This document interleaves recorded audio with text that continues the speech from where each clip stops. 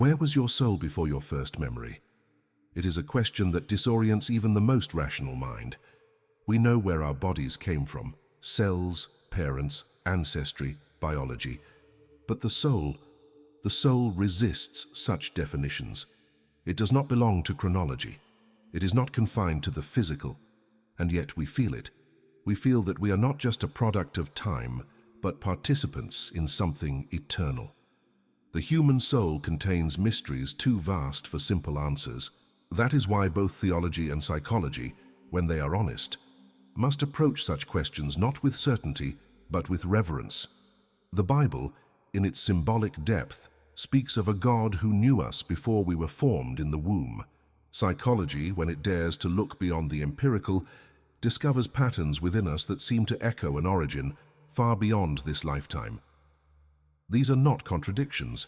They are two languages pointing to the same hidden truth, that the soul may pre-exist the body, not as a fully formed being, but as a divine potential, waiting, watching, preparing to become. This is not dogma. It is a symbolic exploration of the eternal question: who were you before you became you? There is a phrase in the letter to the Ephesians that has always intrigued me. He chose us in him before the foundation of the world. Ephesians 1:4. Such language is not accidental. It reveals an image, not of a soul created in time, but of a soul remembered from eternity. If we approach this not with literalism, but with symbolic understanding, the verse speaks of an archetypal truth, that each soul carries a timeless essence, a seed planted in the soil of existence long before it begins to grow. This is not unlike what I have observed in dreams, in myth, in the unconscious, where the individual often encounters truths that far exceed the narrow timeline of their personal biography. Patients sometimes dream of ancient figures, of cosmic events, of realities that suggest a pre-personal knowledge. Are these memories? Perhaps not in the literal sense, but they are echoes, fragments of something older. To say that the soul was chosen before the world existed is to suggest that it has a unique pattern, a destiny, not imposed from outside, but inscribed in the very structure of being. Each of us is born with this pattern, though few dare to uncover it. The soul, then, is not merely created, it is called from eternity into time, and invited to remember where it came from. In my work, I observed a peculiar phenomenon. Beneath the personal stories, beyond the traumas and dreams of the individual, there lies a central image, a kind of blueprint or inner compass. I came to call it the self. The self is not the ego. It is not your personality, nor your achievements, nor your wounds. It is the whole, the totality that you were, are, and are yet to become. And it exists in the unconscious as an archetype, a primordial image that shapes and guides the psyche from within. But where does this archetype come from? It is not a product of your life story. It precedes it. It is as if the self, this divine seed of wholeness, exists in a timeless realm waiting to unfold through your life. It is not conscious, at least not in the way the ego is. Rather, it is latent like the oak tree sleeping within the acorn. This is what I mean when I say the soul pre-exists, not as a personality floating in some celestial waiting room, but as a potential written into the fabric of existence itself, into the collective unconscious that we all share. Each life becomes a journey toward the realization of that self. And the strange thing is this: even when we resist it, even when we stray, something within us remembers the path. To live psychologically is to listen for that voice unto faint, ancient, and often buried, that whispers not who you are, but who you were always meant to become. In the book of Jeremiah, God speaks, "Before I formed you in the womb, I knew you." Jeremiah 1:5. This is not a poetic exaggeration. It is a profound metaphysical statement, one that resonates deeply with the psychological truth I encountered in my patients and in myself. To be known before one is formed, what can this mean? It implies a vision of the soul not as something gradually assembled, but as something already seen, already held in its totality. Not only our light, but also our shadow. not only our potential, but also our limits. And still, we are known, not judged, but known.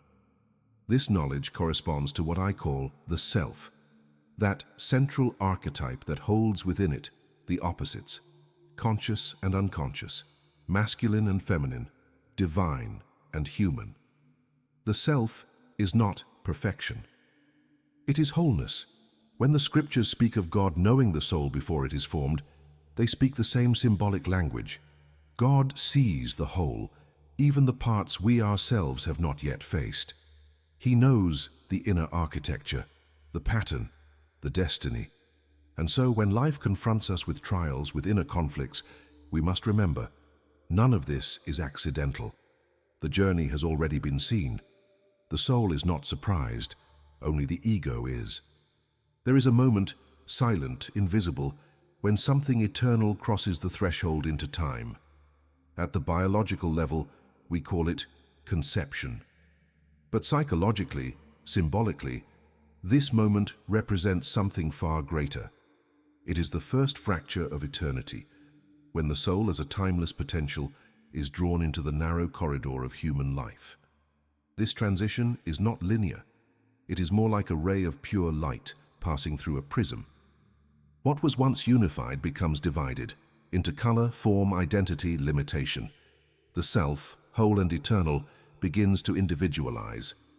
And that is the beginning of the human story. The soul, in this sense, is not manufactured at conception. It is focused. Just as sunlight is not created by the lens that concentrates it, the soul is not born from the flesh. It is invited into it. From a psychological perspective, this moment marks the first descent into matter. It is when spirit takes on weight, when essence agrees to become form. And this is not a fall, it is a mission. I have often said that the individuation process, the becoming of the whole person, begins before the ego even forms. The psychic imprint, the call toward wholeness, is already present. What changes at conception is that this call begins to take shape in the world of time, space, and relationship. What we call you is the unfolding of that light. Unique, particular, and fragile, and yes, but always connected to the source. The task of life is not to invent your soul. It is to remember it, to walk it out. From the first instant, you are more than biology.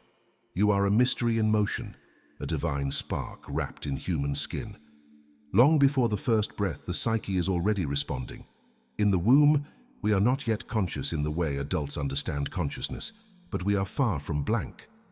The soul, are now incarnating, now clothed in the vulnerability of the flesh, begins to register the world through the emotional field of the mother. The womb is not merely a biological container. It is a psychic vessel, an alchemical chamber in which two fields of being overlap. The mother's inner life is not separate from the developing child. Her fears, her joys, her hidden griefs and unspoken longings, all of these imprint themselves upon the forming soul. I do not speak metaphorically. I speak as a psychologist who has seen the echoes of these prenatal influences emerge decades later, in dreams, in neuroses, in compulsions that seem to have no origin in memory. The body may forget, but the soul remembers. There is a reason so many myths speak of the womb as sacred, as a place where the divine and the human intermingle. In this phase, the child is not yet an ego. It is still close to the original wholeness, the undivided self. But even in this closeness, the shaping has begun. Already the soul is learning the texture of the world. Already it is forming the first outlines of its emotional reality. And already, somewhere deep beneath the surface, it is beginning to forget where it came from and what it truly is. That forgetting is necessary, but so too is the journey to remember. Birth is not a beginning, it is a rupture. In the symbolic life, the life of the soul, birth marks the first great separation. Until this moment, the soul floats in unity. No hunger, no language, no boundary between self and other. Then comes the tearing, light, sound, air, cold, and with it, the first taste of what it means to be alone. This is not merely a physical event, it is a psychic initiation. The trauma of birth, and I do not use the word lightly, is the first descent into duality. It is the loss of paradise, the expulsion from the garden. It is the original template for every future transformation we will undergo. Painful, necessary, sacred. I have often reflected on how the pattern of individuation, the lifelong movement towards psychological wholeness, follows the same rhythm: union, rupture, integration. Again and again we are born into new states of being, each one requiring the death of a former self. The newborn carries no language, no story, only sensation. But even in those primal cries, there is already a protest against the loss of unity and a yearning to return. We spend the rest of our lives seeking that return, not to the womb, but to the self, to the hidden center that remembers who we were before the rupture, not as fusion but as integration. Birth, then, is not the start of life. It is life's first threshold. The soul passes through it not to escape suffering, but to become, to begin the long and sacred path toward remembering itself, in fragments, in symbols, in pain and in love. There is an idea that I find both humbling and liberating. You were not born by accident. In the book of Acts we read, "From one man he made all the nations, and he marked out their appointed times in history and the boundaries of their lands." Acts 17:26. This passage, if taken symbolically, aligns precisely with what I have seen in the human psyche, that each soul arrives not merely into a family or a body, but into a moment, into a place, chosen for its significance to the journey of becoming. We are not thrown into the world like dice onto a table. We are planted, like seeds, in precisely the soil where our particular form of life might grow. This is not to say that your path is predestined in the rigid theological sense, but there is a pattern, a direction, a call. And that call is inscribed not in external law, but within the very structure of your psyche, in the dreams that haunt you, the longings that won't let you rest, the strange synchronistic moments that seem to whisper, "This matters." Most people never listen. They are too consumed with surviving, with pleasing others, with repeating what was given to them. But the soul has its own agenda. And if you ignore it, it will speak through illness, through restlessness, through quiet despair. To live meaningfully is to ask, what am I here to do? Not in terms of achievement, but in terms of becoming. The self does not demand greatness. It demands authenticity, wholeness, a life lived in conscious relationship with your inner truth and with the time and place into which you were born. Individuation is not a private affair. While the journey inward often begins with solitude, pain, or crisis, its fruits are never meant for the individual alone. The transformation of a single soul reverberates across the collective psyche. Just as one candle can light many, one awakened life can stir something dormant in others. The modern person often believes that their suffering is meaningless, isolated. But the truth is otherwise. Your struggles, your shadow work, your attempts to reconcile the opposites within you are also a form of service. You are not only healing your story, you are participating in the healing of our story. The self does not exist apart from the world. It seeks expression in the world, in relationships, in culture, in the responsibilities we carry. We are not islands. We are bridges.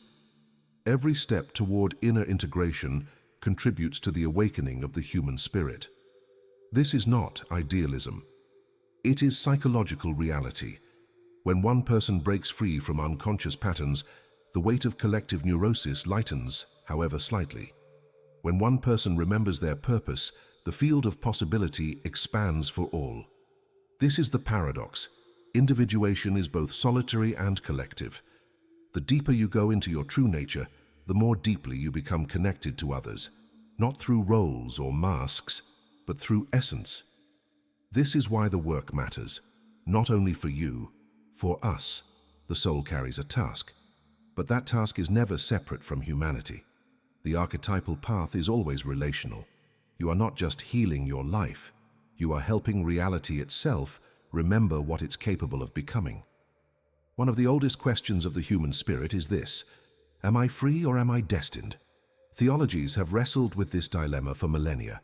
Some insist that every detail is preordained, others that we are entirely autonomous. But psychologically, both views are incomplete. What I have observed is this: the soul is not born as a blank slate, nor as a puppet of fate. It is born with a pattern, a kind of inner necessity, like the oak hidden inside the acorn. This is what I call archetypal destiny. Not a fixed script, but a potential, a direction inscribed in the soul. You are meant to become something, not in terms of profession or success, but in terms of essence. Your unique self longs to unfold, to be lived. But how you walk that path, how you respond to suffering, how you confront the shadow, how you integrate the opposites, that is up to you. The ego resists. It fears pain, uncertainty, transformation. And so we avoid the path. We delay, deny, distract ourselves. Yet even in our wandering, the self calls. We are not free to be anything, but we are free to say yes or no to the deep truth within us. And here lies the paradox. Freedom exists within the pattern. The more we align with who we truly are, the freer we become. Destiny is not what happens to you. It is what longs to happen through you, if you are willing. The story of Adam and Eve has been misunderstood for centuries. Tradition has framed it as a moral failure, a sin that brought death and separation into a perfect world. But from a psychological point of view, it is something far more profound, a symbolic map of the birth of consciousness. Before the fall, Adam and Eve live in unconscious unity. They are naked, yet feel no shame. This is the state of original wholeness, undivided and unaware. But then comes the fruit, the knowledge of good and evil, and with it, division. They become aware of themselves as separate, as vulnerable. They are expelled. This expulsion is not punishment, it is initiation. The ego is born in that moment, and with it, the long journey of becoming begins, the individuation process. One cannot return to Eden as they were. One must pass through suffering, choice, shadow, and growth. The separation from the self, from God, from wholeness, is necessary. Without it, there is no freedom, no love, no consciousness. But separation is not the end. It is the beginning of the return. In every soul, this myth plays out again. There is a time of innocence, then a fall, an awakening that brings both pain and possibility. And then comes the work, the reintegration, the remembrance of the self. The fall is not a curse. It is the archetypal rupture required for transformation. The path to wholeness begins with a break. We are not here to remain innocent. We are here to become conscious, to carry light into the darkness and make the lost parts whole again. The figure of Christ occupies a unique place in the symbolic life of the West. For the theologian, he is the Son of God. For the psychologist, he is something equally profound, the archetype of the self. What do I mean by this? In my study of myths, dreams, and religious symbols, I noticed a recurring image, one that appears in countless forms across cultures. It is the image of wholeness, of inner union, of the reconciliation of opposites. In Christian symbolism, this image is most fully expressed in the person of Christ. Christ embodies the union of divine and human, spirit and flesh, eternity and time. He is not simply good. He integrates suffering, betrayal, death. He holds the tension of opposites and by doing so transcends them. The cross, too, is more than an instrument of death. It is a symbol of the self, the intersection of the vertical and the horizontal, the divine and the earthly. On it, the ego dies, and something greater is reborn. Every soul must pass through this crucifixion. The ego, with its illusions of control and separateness, must be surrendered. Only then can the deeper self emerge, not as an idea but as a lived reality. The resurrection, psychologically, is not about escaping death. It is about transformation. The one who rises is not the same as the one who died. Christ, then, is not merely a figure of worship. He is a mirror, a living symbol of what each of us is called to become, whole, integrated, real. To carry the Christ within is to live from the center. It is to die many small deaths and be reborn into a life aligned with the truth of the soul. In Christian language, there is a phrase that holds profound psychological significance. You must be born again. This second birth has often been interpreted as a spiritual event, a sudden transformation or conversion. But from the standpoint of analytical psychology, it is something deeper, slower, and far more demanding, a symbolic rebirth of the personality through the integration of the self. The ego, our conscious identity, is not the whole of who we are. It is merely the surface. For most people, life is lived entirely at this level, reacting, defending, striving. But there comes a moment, often through crisis or deep suffering, when the ego cracks. And in that rupture, something deeper calls to be born. This is not a comfortable process. It is a kind of death. Old certainties dissolve, roles no longer fit. One is stripped of the familiar. But this disintegration is sacred. It is the space in which the self, the inner totality, can begin to emerge. The second birth is not a single moment. It is an alchemical unfolding. It requires patience, honesty, and a willingness to face what one has spent a lifetime avoiding. Shadow, grief, unlived desires, and forgotten truths. What emerges is not a perfected being, but a real one.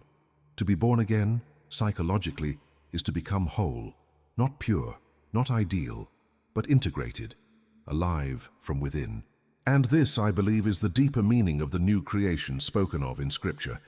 It is not an escape from humanity. It is the fulfillment of it, the soul remembering itself through the slow, luminous fire of transformation. The journey of the soul is not linear, it is a spiral. We do not return to where we began as the same person. We return changed, transformed by time, pain, love, failure, and insight. What was once unconscious becomes conscious. What was once fragmented becomes whole. Before time, you existed as a divine potential, not yet embodied, not yet divided. At conception, that potential entered matter. In life, you wandered, seeking, forgetting, suffering, desiring. And now, if the inner work has been done, you begin to return. But this return is not regression, it is integration. The goal of individuation is not perfection, it is wholeness, the conscious union of opposites within the psyche, light and shadow, masculine and feminine, reason and instinct, spirit and body. This is the meaning of the self, the remembered totality. To return to wholeness is to know who you were, who you are, and who you are becoming, all at once. Many people spend their lives trying to fix themselves to become someone else. But the soul does not ask for improvement. It asks for truth, for presence, for you to live your story consciously and to own it fully. The return is not to innocence, but to essence, a homecoming to the self that was always there, watching, waiting. This is the great reconciliation, not with the world, not with others, but with your own being. You were known before you were born, not in the way a fact is known, but in the way a mystery is held, deeply, wholly, with reverence. This is not merely theological poetry. It is psychological reality. Each of us arrives carrying a spark, a unique imprint of the eternal. That spark is your pattern, your truth, your task. It does not shout. It waits. It waits for you to become quiet enough, honest enough, wounded enough to finally listen. The soul has a calling, but you must choose to follow it. This is the central paradox of human life. You were chosen before the foundation of the world, and yet you must choose your path moment by moment. Nothing is forced. Nothing is guaranteed. Meaning is not handed to you. It must be made through encounter, suffering, reflection, and the courage to act. Too many waste their lives seeking safety, but the soul does not want safety. It wants truth. It wants becoming. It wants you to live as though your existence matters, because it does. You were not born at random. Your time, your place, your story, all of it is woven into a larger fabric. Now the choice is yours. Will you live unconsciously reacting to life, or will you respond to the deeper call and the quiet invitation to remember who you are and why you came? To live from the self is not easy, but it is real, and it is the only path that leads you home.